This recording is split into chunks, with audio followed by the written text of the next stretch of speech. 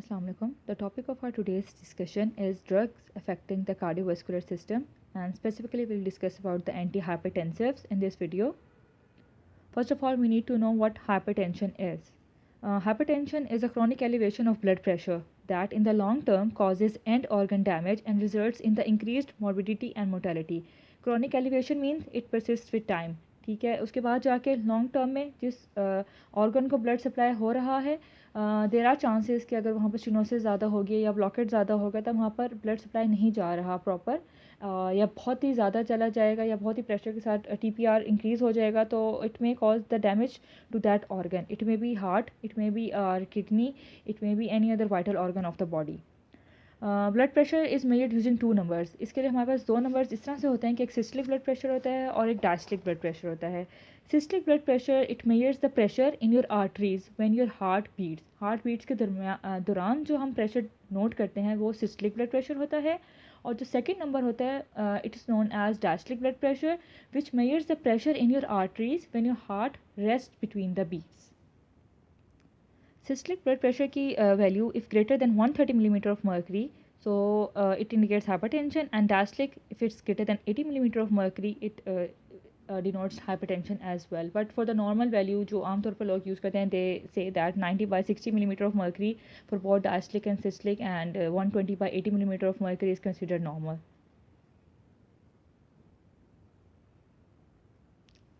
Blood pressure is determined by both the amount of the blood your heart pumps और जो amount of resistance to the blood flow in your arteries. तो जितना ज़्यादा heart हमारा blood pump करेगा और जितनी नैरो हमारी आर्टरीज होंगी उतना ही ज़्यादा ब्लड प्रेशर होगा. तो they are directly proportional to each other, and hypertension is a silent killer. So you can have a high blood pressure for years without any symptoms unless you don't get any vital organ damage, या आपको कोई trauma नहीं होता, या आपको angina, chest pain, ऐसा कि कोई severe symptoms appear नहीं होते. Talking about the risk factors, इसके दो तरह के रिस्क फैक्टर्स हैं, मॉडिफाइबल और non modifiable. Modifiable as the name indicates, जिनमें हम कुछ चेंजेस करके हाइपरटेंशन की जो सेवेरिटीज़ हैं ना उनको रिड्यूस कर सकते हैं. उनमें एक unhealthy diet, physical inactivity, consumption of tobacco and alcohol और बीइंग ओवरवेट और ओबीज. अनहेल्दी डाइट मैं उस सेंस में कहूँगी अगर वो पेशेंट सोडियम क्लोराइड का इंटेक ज़्यादा कर रहा है, he is taking fatty food जिसमें ज़्यादा लिपिड्स हैं और फैट्स हैं, और he is not like he is taking the fried food as well, तो अनहेल्दी की उसमें आएगा. If I prescribe that patient to take healthy diet, low sodium intake कह देंगे उसे, और उसे हम ये कह देंगे कि like skip your fatty meals and then we'll see the progress. Or physical inactivity, if the person is not involved in any kind of physical activity like exercise, jogging और किसी भी तरह की चीज़ which makes him active, so we have to prompt him to do such things, so it may have a positive effect on his health as well. Or cut down the tobacco and alcohol because they interfere with your physiological process and they might affect your heart as well as the vital organs of the body. Being overweight और obese से ये होगा कि आपकी जो arteries हैं वो atherosclerosis से affect हो जाएंगी. They'll have blockage of like fatty layers अंदर आ जाएंगे, तो वो resistance automatically develop होगा, और जितना ज़्यादा resistance होगा उतनी ही ज़्यादा आप hypertensive crisis की तरफ move on करेंगे. Talking about the non modifiable, इसका ये मतलब है कि ये इनबॉर्न है, मतलब इनके अंदर चेंजेस नहीं पॉसिबल. फैमिली हिस्ट्री को मैं किस तरह से चेंज कर सकती हूँ? हाँ ठीक है, हम उनकी डाइट चेंज कर सकते हैं. अगर एक ऐसा ख़ानदान है जिनमें खाने फैटी फूड्स या उस तरह की चीज़ों के खाया जाता है, तो हाँ ठीक है, हाइपरटेंशन और हार्ट डिजीज़ भी उनमें उसी तरह ही चलते हैं. अगर उन्हें खाने की आदत उस तरह से चलती है तो डिजीज़ भी उसी तरह से इनहेरिट होते हैं. और इट इज़ स्टडीड कि greater than 50 genes have been identified and they have been associated with hypertension. जो मेनली एंजियोटेंसिनोजेन जो हमारा एक हार्मोन है that is converted to angiotensin 1 in the presence of renin and then further to angiotensin 2, तो उनके साथ इसका link इन्होंने डिटेक्ट किया है फ़िलहाल. अगर एज 65 ईयर्स से अबव है तो ज़ाहिर बात आपकी वेन आर्टरीज की इलास्टिसिटी कम हो जाती है and they are not able to conduct that much amount of blood with that much speed as they use to do in their younger as.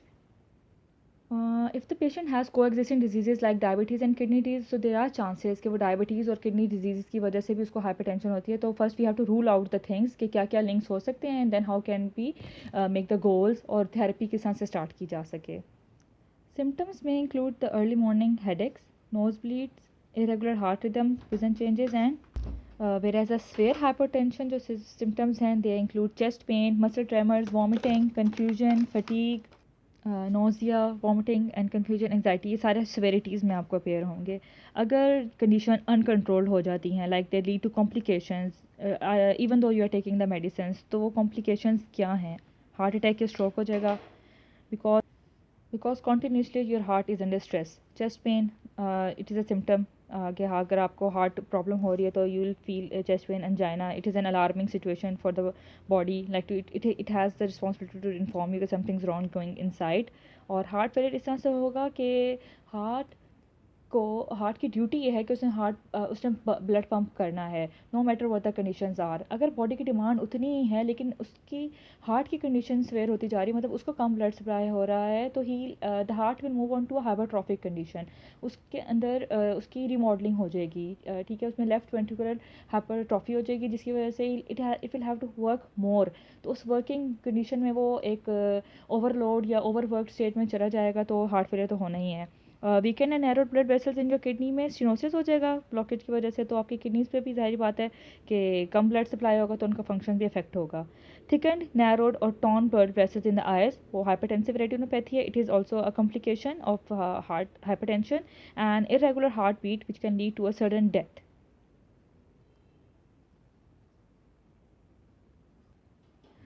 JNC7 classification. Not only JNC7 classification, it is a merger of both JNC and ACC and AHA guidelines. ACC stands for American College of Cardiology, whereas AHA stands for American Heart Association. अब इन दोनों ने वैसे कहा तो डायस्टिक cystic blood pressure की different ranges पर इनके different comments हैं. अगर cystic blood pressure less than 120 है और डायस्टिक लेस देन 80 है, it is both normal for both. लेकिन अगर सिस्टलिक 120 टिल 129 है और डायस्टलिक लेस देन 80 है, तो it is pre hypertensive for JNC7 where as elevated BP for ACCA. So इसमें पूरे में they have contraindication in their comments as per the ranges of the hypertension. Like in the last one, we can see that second last 140 to 159 systolic and diastolic 90 to 99. It is JNC7 के लिए stage 1 है, और whereas ACC और AHA के लिए it is stage 2. Coming towards the types, there are two types of hypertension, primary and secondary. As the name denote, primary का they have no identifiable secondary cause नहीं होता, इनका idiopathic होते हैं without any cause. और generally it is said कि combination of genetics, diet, lifestyle और उन सब चीज़ों का मिक्सचर होता है as we have studied in the modifiable risk factors में. तो greater than 90% of the patient इससे अफेक्ट होते हैं. अगर हम लाइफस्टाइल मॉडिफिकेशंस कर दें, डाइटरी हैबिट्स चेंज कर दें और फिजिकल एक्टिविटी इंक्रीज़ कर दें, so there are chances that this condition can be controlled. और इनिशियल स्टेजेस पे करते ही यही हैं कि along with loop diuretics we suggest a patient for modification of like this kind of risk factors में. Along with that DASH therapy भी हम उन्हें देते हैं, डाइटरी अप्रोच टू लाइक इनके स्टॉप हाइपरटेंशन. तो उससे ये होता है कि we encourage him to reduce the intake of sodium and increase the intake of potassium and magnesium, other salts which may satisfy his cravings and have no effect on his blood pressure. Coming towards the secondary hypertension में क्या होता है कि there are identifiable और potentially reversible causes होते हैं. इसमें medical cause होना इसमें ज़रूरी है कि किसी न किसी मेडिकल कंडीशन की वजह से ही आपको ये हाइपरटेंशन अपीयर हो रही है. और वो मेडिकल रीज़न क्या हो सकता है? वो डायबिटीज़ कॉम्प्लिकेशन भी हो सकती है, वो ग्लोमेरुलर डिजीज़ भी हो सकता है, वो रीनोवेरिस्कुलर हाइपरटेंशन भी हो सकता है due to stenosis of kidney, renal arteries जो किडनी को ब्लड सप्लाई कर रहे हैं, due to thyroid problems, coarctation of aorta. ये एक यू कैन से बचपन में ये बाय बर्थ होता है, डिफेक्ट है, एक बर्थ डिफेक्ट जेनेटिक डिफेक्ट है. सर्जरी के थ्रू भी इसको इम्प्रूव किया जा सकता है, but there is no other like chance we can give the symptomatic treatment to the patient. Sleep apnea में ये होता है कि स्नोरिंग से ब्रीथिंग जो सप्लाई है ना वो कम हो जाती है. तो हमारी जो आर्टरीज की लाइनिंग है ना, उनको ऑक्सीजन सप्लाई की वजह से ना उनकी डिटोरिएशन होना स्टार्ट हो जाती है, तो उनकी इलास्टिसिटी इफेक्ट होती है. So this one was the reason stated for the sleep apnea leading to hypertension. Pregnancy में प्रीक्लेम्सिया हम लोगों ने पढ़ा है कि जैसे वो 20th वीक ऑफ प्रेगनेंसी में ना हाइपरटेंसिव सिम्टम्स अपीयर, तो विच में परसिस्ट और which may diminish as the pregnancy is over. और medications and supplements में there are certain medications which have a side effect of hypertension. Now, mechanisms for controlling the blood pressure. First of all, we need to know this thing, as I have indicated in the blue bubble, that arterial blood pressure is directly proportional to the cardiac output as well as the peripheral vascular resistance. So, to control the arterial blood pressure, we need to control these two factors, that are cardiac output and the peripheral vascular resistance faced by the blood flowing through our arteries. First of all, if we look at baroreceptor and the sympathetic nervous system. Baroreceptor in the sympathetic nervous system, इसमें क्या होता है कि baroreceptors are located in the aortic arch and carotid sinuses of the body. As there occurs a decrease in blood pressure, उससे baroreceptors detect करते हैं कि अच्छा इसके अंदर डिक्रीज आ रहा है, our blood pressure is not normal, तो they send a fewer impulses to the cardiovascular center in the spinal cord. उसके रिजल्ट में क्या होता है कि spinal cord increase sympathetic output देता है और डिक्रीज पैरासिम्पैथेटिक आउटपुट दे देता है हार्ट को और वेस्कुलेचर को. ठीक है, अब सिंपैथेटिक में क्या होता है, फाइट और फ्लाइट की स्टेट होती है, the body is in the state of emergency. अब एमरजेंसी स्टेट में क्या होगा, we have to supply more blood, ज़्यादा ब्लड चाहिए, ज़्यादा वीनस रिटर्न होगा, ज़्यादा कार्डियक आउटपुट होगा, तो उसके लिए वेजो कंस्ट्रिक्शन और इंक्रीज कार्डियक आउटपुट अपेयर होगा. एज अ रिजल्ट हमारी बॉडी में इंक्रीज ब्लड प्रेशर होगा, and this is all due to the baroreceptor and sympathetic nervous system process. The other mechanism that is involved in it is the renin-angiotensin-aldosterone system. अच्छा, renin, angiotensin, aldosterone, these are the three chemicals that are involved in it. Decrease in blood pressure हुआ, उसके बाद sympathetic activity increase हो गई, और second काम क्या होता है, renal blood flow जो है वो decrease हो जाता है. अब sympathetic activity जब increase हुई है, उसने further beta adrenal receptor of the heart को एक्टिवेट किया, फिर उसने एक्टिवेशन इंक्रीज़ की adrenal receptor on the smooth muscle, जिन्होंने टोन मेंटेन करनी होती है आर्टरीज़ की. और थर्ड काम क्या हुआ, beta adrenal receptors on the kidney, उनको भी उसने एक्टिवेशन इंक्रीज़ कर दी. अब जो फर्स्ट टू फैक्टर्स थे, जिसमें बीटा एड्रेनल रिसेप्टर हार्ट के इंक्रीज़ हुए एक्टिवेशन, और दूसरा स्मूथ मसल्स की जो वेगल टोन इंक्रीज़ हुई, उससे कार्डिक आउटपुट और increased venous return as well as peripheral resistance, ये तीनों चीज़ें इंक्रीज़ हो गई. Ultimately there was an increase in blood pressure. Secondly अगर हम देखें तो activation of beta adrenal receptor, जो लास्ट इफेक्ट ऑर्गन था सिंपैथेटिक एक्टिविटी का, उसने क्या किया, उसके इंक्रीज से रेनिन की प्रोडक्शन भी इंक्रीज़ हो गई. अब रेनिन की प्रोडक्शन दो तरह से इंक्रीज़ हो रही है, एक रीनल ब्लड फ्लो वहाँ से डिक्रीज़ हुआ एक्सट्रीम लेफ्ट पर अगर आप देखें, और वो उसने लीड किया रेनिन की इंक्रीज़ प्रोडक्शन को. फर्दर रेनिन ने एंजियोटेंसिन 2 की प्रोडक्शन को इन्हांस कर दिया. अब उससे एंजियोटेंसिन 2 जो हमारा एंड प्रोडक्ट बना, उसने क्या किया, उसने वहाँ से पेरिफेरल रेजिस्टेंस को भी इंक्रीज़ किया और यहाँ से एल्डोस्टेरोन की सिक्रीशन को भी इंक्रीज़ करना शुरू कर दिया. एल्डोस्टेरोन की सिक्रीशन से सोडियम वाटर रिटेंशन इंक्रीज़ हुआ, further blood volume increase, cardiac output increase. वहाँ से एंजियोटेंसिन 2 ने पेरिफेरल रेजिस्टेंस को इंक्रीज़ किया, ultimately increase in blood pressure. और रीनल ब्लड फ्लो के डिक्रीज़ होने से ग्लोमेरुलर फिल्ट्रेशन रेट भी डिक्रीज़ हुआ. As a result sodium water retention दोबारा इंक्रीज़ हुई और ब्लड वॉल्यूम भी दोबारा इंक्रीज़ हुआ. अल्टीमेटली कार्डियक आउटपुट इंक्रीज़ हुआ, and then there was an increase in blood pressure. So this is the renin-angiotensin-aldosterone system that is basically involved in the increase in blood pressure. So we give those kind of antihypertensives which have a negative effect on the actions of renin, angiotensin, aldosterone to decrease the blood pressure or to lower the effects of these factors on the blood pressure. This is just a cycle to show you that how angiotensinogen is converted into angiotensin 1 in the presence of renin, and then further to angiotensin 2. And the effects produced are cardiovascular effects, neural effects, and renal effects. In the cardiovascular, we have vasoconstriction. Neural, we have secretion of ADH, and in renal effects, we have the increased sodium reabsorption in the proximal convoluted tubule. Now, the drugs used in hypertension. There are this is the classification of the drugs used in hypertension. They mainly involve 5 kinds: diuretics, sympathoplegic blockers of alpha or beta receptors, nerve terminals, ganglia, and CNS sympathetic outflow, vasodilators. Vasodilators में older oral vasodilators, calcium channel blockers, and parental vasodilators. Angiotensin antagonist में we have ACE inhibitors और directly जो ARBs होते हैं angiotensin receptor blockers. और fifth class है renin inhibitor. First of all, if we talk about diuretics, diuretics में क्या होता है, एज द नेम इंडिकेट्स, इसमें डायरेसिस होती है, इंक्रीज हमारे पास यूरिनेशन प्रोडक्शन होती है, एज वेल एज नेट्रोयूरेसिस भी होती है. मतलब with the loss of salt there is more production of like urine, और डाइल्यूट यूरिन होता है, more loss of water as well. तो सॉल्ट्स और वाटर दोनों बॉडी से एक्सक्रीट हो रहे होते हैं। Diuresis may increase urination and the physiological process that produces such an increase. It involves extra urine production in the kidneys as a part of the body's homeostatic maintenance of fluid balance. Whereas natriuresis में क्या होता है, the excretion of an excessively large amount of sodium in the urine.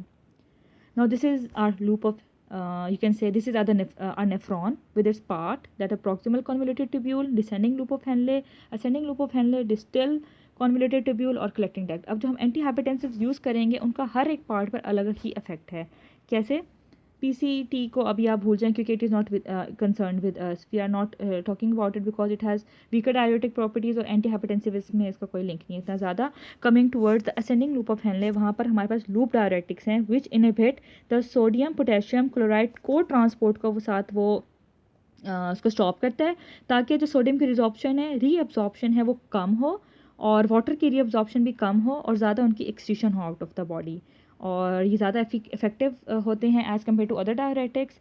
जो thiazides हैं, they act on DCT, that is distal convoluted tubule, और इनका भी काम ये होता है कि सोडियम और क्लोराइड की रीअब्जॉर्प्शन को इनहिबिट करते हैं, और वाटर की भी इतनी ज़्यादा टेंशन नहीं होती, they have the like more chances of excreting more water from the body.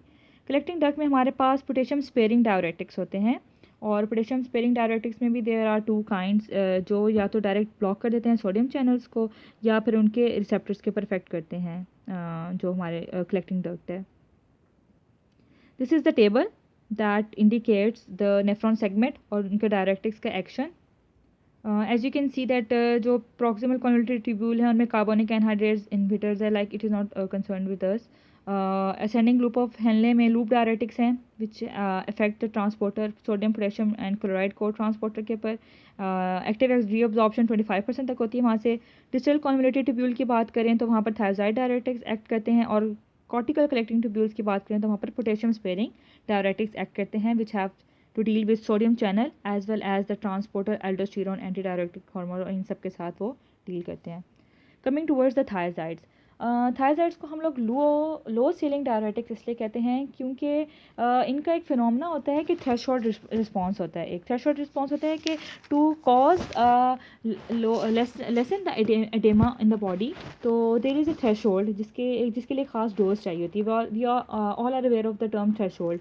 उसमें ये होता है कि because they are known as low ceiling diuretics क्योंकि increasing the dose above the normal therapeutic doses does not promote the further diuretic response। उनका एक अपना एक लेवल होता है, उससे आगे तक they are not that much efficacious। और इसमें जो एग्जांपल आती है दैट इज़ क्लोरोथायजाइड है, हाइड्रोक्लोरोथायजाइड, क्लोरथैलिडोन, मेटोलेजोन और इंडोफामाइड। जो लास्ट थ्री हैं they are thiazide like diuretics, not specifically thiazides. Coming towards their mechanism of action, their basic purpose is to increase the sodium and water excretion by decreasing the extracellular volume। उसके result में क्या होता है कि हमारे पास cardiac output decrease हो जाता है और रीनल ब्लड फ्लो हमारे पास इंक्रीज़ हो जाता है। ये due to decrease peripheral resistance की वजह से भी मतलब दिस अकर्स के हमारे पास कार्डिक आउटपुट जो है ना ये पेरिफेरल रेजिस्टेंस के साथ भी इनका लिंक होता है। हमारे जो thiazides we take as anti hypertensive, क्योंकि अगर इनिशियल रिडक्शन ब्लड प्रेशर में आएगा वो ब्लड वॉल्यूम के डिक्रीज़ की वजह से होगा। अगर ब्लड वॉल्यूम डिक्रीज़ करेगा तो डिक्रीज़ कार्डिक आउटपुट होगा, और अगर हम थेरेपी कंटिन्यू रखें तो हमारा ब्लड वॉल्यूम जो है ना वो अपनी एक नॉर्मल वैल्यू में आ जाएगा। This all due to the reduce peripheral vascular resistance that is caused by the relaxation of the arterial smooth muscles की रिलैक्सेशन की वजह से ये सब कुछ होता है। They act in the DCT, inhibition करते हैं ट्रांसपोर्टर की, सोडियम क्लोराइड ट्रांसपोर्टर की, that leads to the decreased reabsorption of sodium and the increased excretion of sodium, chloride and water in the urine, that is natriuresis and diuresis. इनके actions basically these increased excretion of sodium and chloride, decreased urinary calcium excretion और decreased peripheral resistance होती है। Therapeutic uses इन चारों के पांचों के अलग हैं इस तरह से कि क्लोरोथायजाइड is used in edema, hypertension और diabetes insipidus, whereas hydrochlorothiazide that is used in hypertension, edema as well as in heart failure, or chlorthalidone it is used in diabetes insipidus, hypertension and edema. Metolazone is used in heart failure as well as edema and hypertension, और इनके mixed हैं like indapamide is also used for diabetes insipidus, hypertension and edema. If we have a look in the pharmacokinetics box, we can see that the bioavailability of chlorothiazide is very limited, whereas of hydrochlorothiazide is 65 to 75%. So there are chances that there is a more use of hydrochlorothiazide rather than chlorothiazide and any other of the thiazide diuretics. And it has later onset इसका diuresis का 2 hours के लिए होता है और hypertension के लिए 3 to 4 days के लिए होता है, whereas for chlorothiazide it is 2 for initial और maximum 4 hours तक इसका onset होता है. क्लोरोथेलिडोन के लिए onset is from 2 to 6 hours, metolazone के लिए फॉर इट्स डायरेसिस के लिए इट्स 1 hour एंड इंडोपामाइड के लिए onset is 1 to 3 hour. Duration of chlorothiazide is 6 to 12 hours, whereas for hydrochlorothiazide no duration was mentioned, but for chlorothelidone the duration is 24 till 72 hours. Metolazone duration is 24 hours, but for indapamide the duration is 8 till 12 hours. We can say that chlorothelidone is as potent as hydrochlorothiazide क्योंकि उनमें तो ज़्यादा फ़र्क नहीं आ रहा. 65 से 75% इसकी bioavailability और उसकी भी इतनी है, ऑनसेट में भी इतना ज़्यादा डिफरेंस नहीं है. Coming towards the adverse effects, हमें ऊपर देखना है कि इसके मैकेनिज्म ऑफ एक्शन में क्या हो रहा है. रीअब्जॉर्प्शन डिक्रीज़ हो रही है सोडियम की, तो इसका मतलब है कि हाइपोनेट्रीमिया होगा बॉडी में, ठीक है. और हाइपरनेट्रीमिया होगा, इसका मतलब है कि more sodium is being lost. Hypokalaemia इसलिए हो रहा है क्योंकि अगर हम फर्दर मूव करें डिस्टल ट्यूब्यूल की तरफ, तो वहाँ पर जब सोडियम एक कंसनट्रेटेड हमारे पास यूरिन जाता है, क्योंकि उस वक्त तक हम किडनी की ये कोशिश होती है कि मैक्सिमम सोडियम रिमूव कर दिया जाए, मतलब रीअब्जॉर्ब ना किया जाए. तो जब वो डिस्टल एंड्स में जाता है तो उन पार्ट की ये कोशिश होती है कि जो गया हुआ सोडियम है उसको हम वापस ले लें. तो उसके लिए वो फिर पोटेशियम एक्सक्रीट करते हैं ताकि उस सोडियम को वापस ला सकें, और इसी ही दौरान में ना मोर पोटेशियम जो है ना वो लूज़ हो जाता है. हाइड्रोजन भी इस वजह से हमारे पास रिटेंट नहीं हो सकता, तो the patient suffers from hypokalaemia. इसलिए हम लोग इनके साथ ना पोटेशियम स्पेयरिंग डायरेटिक्स ज़रूर देते हैं टू प्रिवेंट सिवियर क्राइसिस के लिए कि पेशेंट सिवियर हाइपोकैलेमिक कंडीशन में ना चले जाए. And we have to keep a check on serum electrolytes as well, ताकि ये एडवर्स इफेक्ट सिवेरिटीज़ की तरफ ना चले जाएँ. तो जो एडवर्स इफेक्ट्स हैं वो हाइपोमैग्नीसीमिया है, हाइपोवोलीमिया, हाइपोकैलीमिया, हाइपोनेट्रीमिया. और जो हाइपर स्टेट्स आती हैं उसमें hyperuricemia, hyperglycemia, lipidemia and hypercalcemia. अच्छा, अब हाइपर अगर यूरिसीमिया हो रहा है तो इसका ये मतलब है कि these drugs are contraindicated in gout, क्योंकि थायराइड्स जो है ना वो सीरम यूरिक एसिड को इंक्रीज़ कर देते हैं by decreasing the amount of acid excreted through the competition in the organic acid secretory system. उससे ये होता है कि जो गाउट में इनसॉल्युबल यूरिक एसिड डिपॉजिट्स है ना वो प्रेसिपिटेट होने लग जाते हैं. तो there should thyroid should be avoided in gout patients. अगर हाइपर ग्लाइसीमिया की बात करें तो थायराइड्स की थेरेपी के साथ देयर आर चांसेस के आपको mild elevations in serum glucose हो जाए, तो you have to keep a check on the glucose level as well.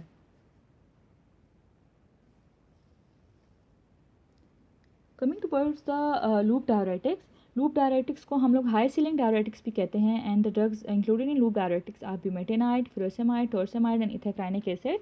हम लोग इसे हाई सीलिंग डायरेटिक्स इसलिए भी कहते हैं, if you look at this chart, यहाँ पर एक कर्व है, सिग्मोइडल एस शेप्ड कर्व है. The initial line is representing the diuretics threshold, जिसको क्रॉस करके हमारे पास एक थेरेप्यूटिक रेंज आएगी that is efficacious in case of that patient. हर पेशेंट की अलग एक थ्रेशोल्ड वैल्यू होगी. उसके बाद there is the ceiling dose, जहाँ पर आप जितनी चाहे डोज इंक्रीज़ कर दें पेशेंट के ऊपर कोई इफेक्ट नहीं होगा. आप चाहे पेशेंट जितनी डोज डिक्रीज़ कर दें तभी पेशेंट की डायलिसिस के ऊपर कोई इफेक्ट नहीं होगा. तो we can divide this sigmoidal shape into 3 parts. वो 3 पार्ट्स कौन से हैं? एक आ गया थ्रेशोल्ड इफेक्ट वाला, एक आ गया rapid increase in diuresis with small changes in drug concentration, और तीसरा जो है वो है सीलिंग इफेक्ट, जिसमें no visible change appear with the increase और डिक्रीज ऑफ ड्रग.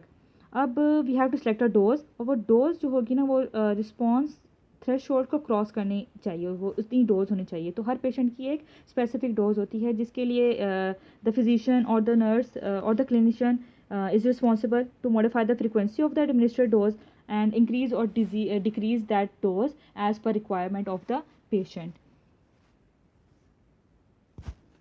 अगर हम मैकेनिज्म ऑफ एक्शन में देखें तो इनका भी वही काम है जो हमारे थायराइड डायरेटिक्स का था, लेकिन इसमें ये फ़र्क है कि जो लोग जिन्होंने रिस्पॉन्ड थायराइड को नहीं दिया था उनके लिए हम लूप डायरेटिक्स की तरफ जाएंगे. और दोनों में फ़र्क ये भी है कि थायराइड जो है वो डिक्रीज़ करता है कैल्शियम कंटेंट यूरिन में, वेयर जो लूप डायरेटिक्स है ना वो कैल्शियम कंटेंट इंक्रीज़ करता है यूरिन में. और हम लोग इसको अलोन नहीं दे सकते, we give it like in the combination में देते हैं. We give it like with ACE inhibitors और किसी और के साथ मिक्स करके we give such kind of diuretic. Thiazides भी हम लोग एस और ARB या पोटेशियम स्पेयरिंग के साथ कंबाइन करके देते हैं, like we can not give them alone for their whole effect. What it does, it inhibits the sodium potassium chloride cotransporter की तरफ जाके अफेक्ट करता है, that is in the thick ascending loop of Henle. उसके बाद decrease reabsorption हो जाती है सोडियम पोटेशियम क्लोराइड की, जिससे क्या होता है ऑस्मोटिक प्रेशर भी लोअर हो जाता है, that further leads to less water absorption और फर्दर डायरेसिस हो जाती है। एक्शंस इसके क्या हैं, diuresis, oedema, increased urinary calcium excretion के केस में हम लोग इसको दे सकते हैं, और वेनोडायलेशन।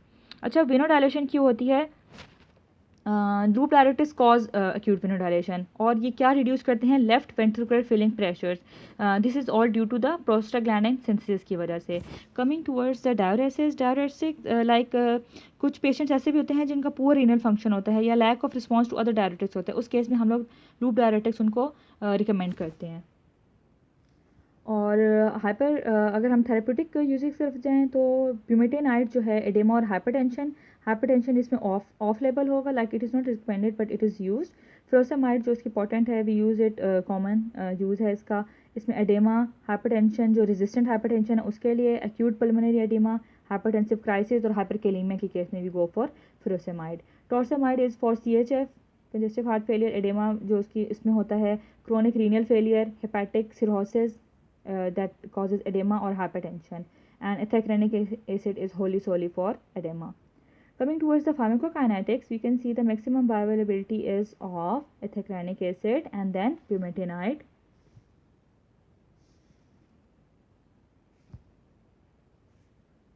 ड्यू टू दिस रीज़न आजकल अगर देखा जाए तो ब्यूमेटेनाइड और टॉर्सेमाइड का जो यूज़ है ना वो इंक्रीज़ हो रहा है एज़ कम्पेयर टू फ्रोसेमाइड।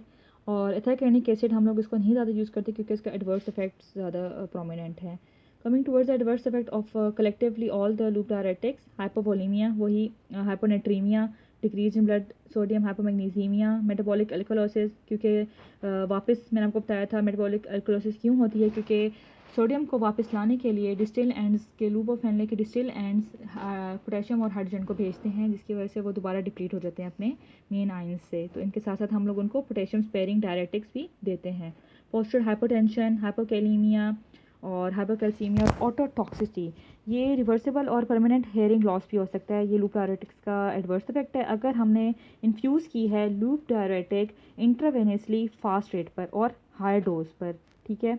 और कोई हमने साथ एंटीबायोटिक जो ऑटोटॉक्सिक है ऑलरेडी, फॉर एग्जांपल अमाइनोग्लाइकोसाइड्स, वो भी साथ इंजेक्ट कर दी थी, तो कंडीशन स्वेयर हो गई हैं ज़्यादा। अब जिस तरह से नेक्स्ट क्लास है हमारी potassium sparing diuretics, as the name indicates कि ये पोटेशियम को बचाते हैं, इसको एक्सक्रीट होने से रोकते हैं। इसके दो काइंड्स हैं, एल्डोस्टेरोन एंटेगोनिस्ट जिसमें सिंथेटिक स्टेरॉइड्स आते हैं and they include spironolactone, eplerenone. The other class is the epithelial sodium channel blocker which include the diametrine or aminoride. Coming towards the first class, that is aldosterone antagonist, and they include spironolactone and eplerenone.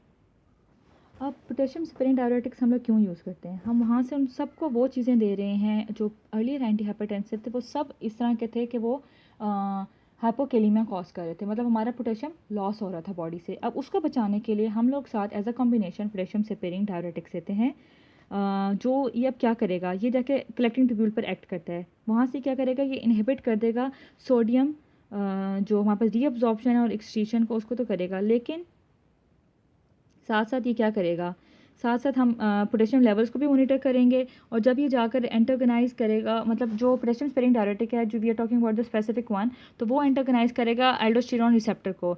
वहाँ पर further क्या होगा, no translocation of the receptor complex into the nucleus of the target cell, as a result lack of intracellular proteins that stimulate the sodium potassium exchange sites of collecting tubules, so no reabsorption of sodium and there will be a secretion of potassium and hydrogen. ये एक और काम भी साथ साथ करता है, ये टेस्टोस्टेरोन क्लियरेंस और एस्ट्राडायोल प्रोडक्शन को भी इंक्रीज करता है, that along with it also blocks the conversion of the potent androgens to weaker ones in the peripheral tissues. तो इसके हम लोग आगे देखेंगे हिस्टोसिज्म और एक्नी में भी हम लोग इसका ना थेरेप्यूटिक इफेक्ट विजिबल मतलब शो होता है इसमें इन पोटेशियम स्पेयरिंग डायरेटिक्स का, स्पेसिफिकली द एंटागोनिस्ट। एक्शंस इसके क्या हैं, रीनल साइट्स पे ये डायरेसिस कॉज करता है और एडिमेटस टिश्यूज़ में ये रिटेंशन ऑफ पोटेशियम और एक्सक्रीशन ऑफ सोडियम कॉज करता है। Coming towards the therapeutic effects of spironolactone का जो थेरेपेटिक इफेक्ट है, it's primary hyper aldosteronism. Edematous conditions में हम लोग इसको देते हैं along with the combination of any thiazide या लूप दे देंगे साथ। एसेंशियल हाइपरटेंशन में CHF में, हाइपोकैलेमिया में और hirsutism and acne of level. Like this is not indicated for acne but it is given. Eplerenone की तरफ आएँ तो hypertension is the main therapeutic use of it and heart failure. Heart failure in the sense हम लोग इसको इस sense में कह सकते हैं कि हम लोग इनको PCOS के उसमें भी देते हैं। एल्डोस्टेरोन जो एंडोक्रिनिन है, इनको पॉलीसिस्टिक ओवेरियन सिंड्रोम में भी देते हैं, क्योंकि ये एंड्रोजन रिसेप्टर्स को ब्लॉक करता है ना, तो स्टेरॉयड सिंथेसिस को भी हाई डोजेस पे इनहिबिट कर देता है। तो उससे क्या होगा, it helps to offset increase androgen level, और मतलब जो इस डिसऑर्डर में होता है। तो it is use in the treatment of PCOS as well. अगर हम बात करें हार्ट फेलियर की, हार्ट फेलियर में जो रीमॉडलिंग होती है उसमें इसका एक मेजर रोल होता है।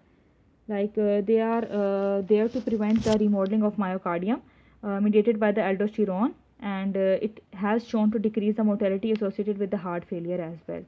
Coming towards the pharmacokinetics, its bioavailability is 73% in tablets, whereas of eplerenone it's 69%. Onset is 22 to 4 hours for tablets, and onset for the other was not mentioned. Duration is 2 to 3 days, and high fat. It was observed that high fat material increased the bioavailability of the spironolactones. Coming towards the spironolactones adverse effects, the common adverse effects that were you can say visible were hyponatremia, hyperkalemia, impotence. You need to make sure that you are monitoring the serum electrolytes when you are injecting the anti hypertensive, specifically the diuretics. Coming towards the eplerinone's adverse effect, it has hyperkalemia, gynecomastia, and hypercholesterolemia. This is the main structure of the serum and the inside of the lumen that is being denoted by that how the potassium is spared from being excreted. Aldosterone acts on the receptor, and there is no reabsorption of the sodium, but there is the retention of potassium as well. Coming towards the epithelial sodium channel blockers, they specifically act on the receptor or that sodium channel that results in decrease in the sodium potassium exchange. What it does basically, it blocks the epithelial sodium channel, that further leads to the decrease in sodium potassium exchange independent of the it does not depend on the aldosterone. And the next thing it does, that it inhibits the sodium potassium ATPase, decreases calcium, magnesium as, and hydrogen excretion is also decreased. Actions of trimetrine and amiloride, the potassium sparing diuretics. The renal sites are diuresis, and for edematous tissues it's the retention of potassium and excretion of the sodium. Coming towards the therapeutic effects, edema is the therapeutic use of trimetrine, and hypertension its use off label. Amiloride में congestive heart failure, hypertension और thiazide induced hypokalemia के case में हम लोग amiloride recommend करते हैं. Coming towards the pharmacokinetics में इनकी बायोअवेलेबिलिटी 30 से 70% है और ड्यूरेशन 7 to 9 आवर्स है, और एमिलोराइड की जो बायोअवेलेबिलिटी है वो 30 to 90% और ड्यूरेशन 24 आवर्स तक है. ऑनसेट इसका 2 to 4 आवर है फॉर इनिशियल, और मैक्सिमम इसका सेवरल डेज है फॉर डायरेसिस, और 2 to 3 मंथ्स है हाइपरटेंशन के केस में. whereas for onset of amiloride 2 to 3 hours initial है और 6 to 10 आवर इनका मैक्सिमम इफेक्ट होता है. एक्सक्रीशन इनकी यूरिन से होती है बेसिकली 21% तक, और एमिलोराइड की एक्सक्रीशन जो है वो यूरिन से 50% तक और फीसेस से 40 to 50% तक होती है. Coming towards the adverse effects of triamterene, CHF, hypertension, edema, these are the wholly solely you can say the adverse effect of triamterene. और एमिलोराइड के केस में हाइपरकैलेमिया, एनोरेक्सिया और impotence are the adverse effects. This is the whole mechanism of potassium sparing diuretic, that is amiloride. Late distal tubule collecting duct, sodium channel amiloride blocks the sodium channel, so no further absorption of the sodium, and